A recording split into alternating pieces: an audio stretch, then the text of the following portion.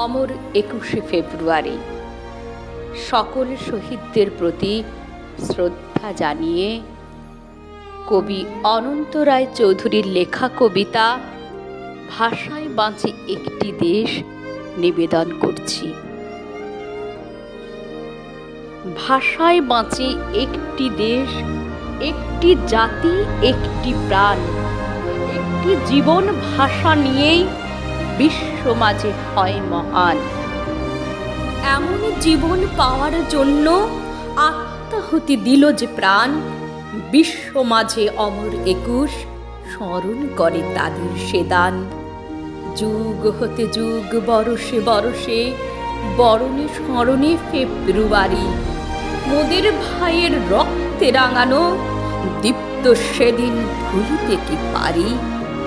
বিশ্ব মাতৃভাষা সম্মান মর্যাদা নিয়ে যে মাটি মহান, সেই মাটিতেই জন্ম নিয়ে ধন্য হলো এ ক্ষুদ্র জীবন।